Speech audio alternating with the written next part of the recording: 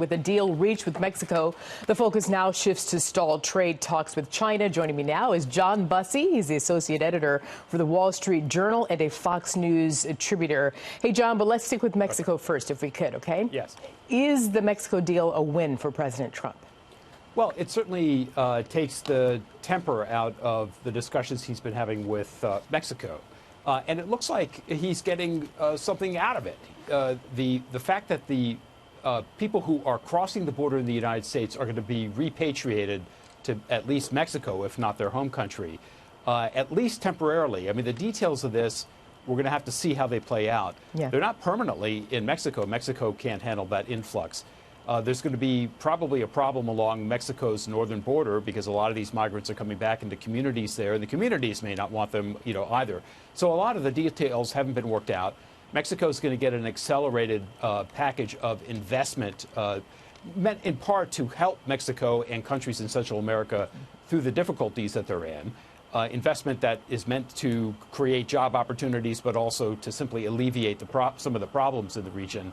That will be accelerated, so Mexico gets something out of this as well. Yeah. But yeah, so the president got Mexico to essentially militarize its southern border more substantially with these 6,000 troops meant to stem the tide of Central Americans coming into Mexico on their way to the United States. Yeah, and Mexico is going to get some help with some health care for those folks who are flooding into Mexico, trying to get their way here, make their way here. But let's talk about China, John. Can such big footing or strong arming work with China, or does the trade war with China call for more nuance? Yeah, strong arming. This worked with Mexico. You could argue that it was strong arming and that it's going to hurt relations with Mexico and Canada and other trading partners in the future who are always going to be looking over their shoulder to see whether the deal that they have is going to be abrogated by the United States because of some new problem that's arisen that the president might put tariffs on to try to alleviate. On the other hand, it kind of worked. So with Mexico, at least. So you look at China, and the strong arming there is being supported by a lot of people. The business community in the United States, a lot of Democrats are supporting it because there, too, negotiation over the last 30 years just didn't work. Mnuchin is in a meeting now, and in Asia, he's there as the finance minister's meeting and the Treasury Secretary before the G20 at the end of this month. And he's saying, look, I'm not here to negotiate. The deal is on the table. You walked away from it. You started retracting agreements that you had already made to us. And unless you come back to the table under that deal, the tariffs are going to continue. Yeah. So more to come. I don't see a lot of movement there yet. All right. So Dan Glickman, he's the former agriculture secretary. He was on ANHQ this afternoon. Let's listen to him. What is still a problem is that threatening tariffs all the time, which particularly affect farmers and American agriculture, affect America's reliability as a supplier to the rest of the world. And coupled with the terrible weather that's out there and low prices, it makes things really problematic for most family farmers. So let's hope this is a good first step in this process. So, John, is there something to be said about the possibility of, the downside of weaponizing tariffs? There's a lot to be said about that. And Republicans, as well as Democrats, have been saying it's not meant to be used in this way for what is essentially foreign policy-related issues like immigration. It's not meant to be used that way. And certainly America's farmers have taken it on the chin. I'm not sure that we have seen details even about this supposed Mexican purchase of large amounts of U.S. agricultural goods. We haven't seen details of that. So, yes. In fact, no one's going on record on that.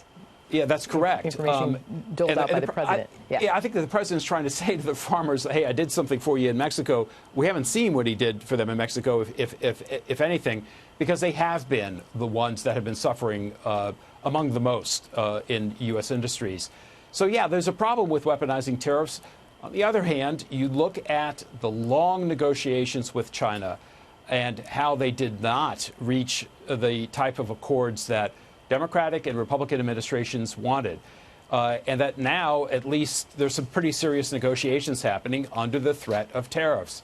So you wonder, should they be weaponized under certain circumstances? I think at least if they're weaponized in the trade realm, you can justify them a little bit easier than in foreign policy issues like immigration.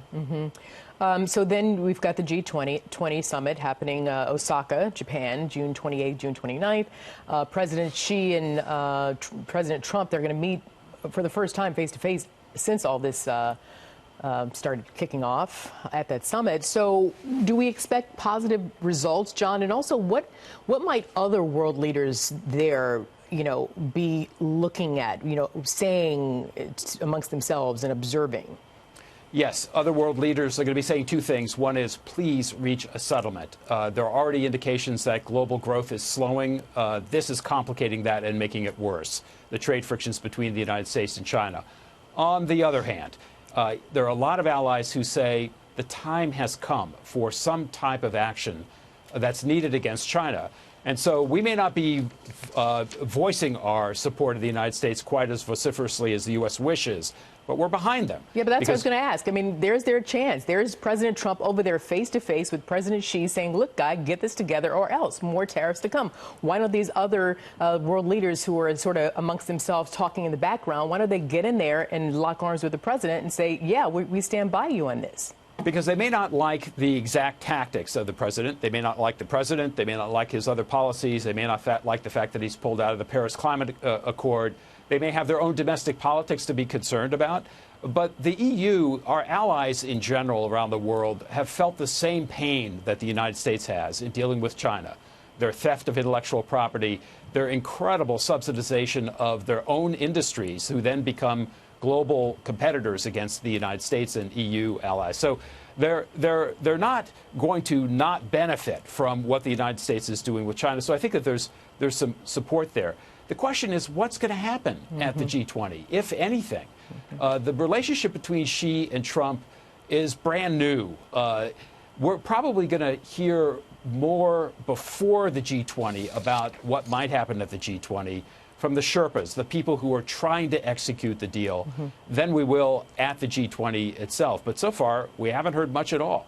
All right. Well, we'll be watching. John Bussey of the Wall Street Journal, associate editor and Fox News contributor as well. Good to talk to you, John. Thank Pleasure. you.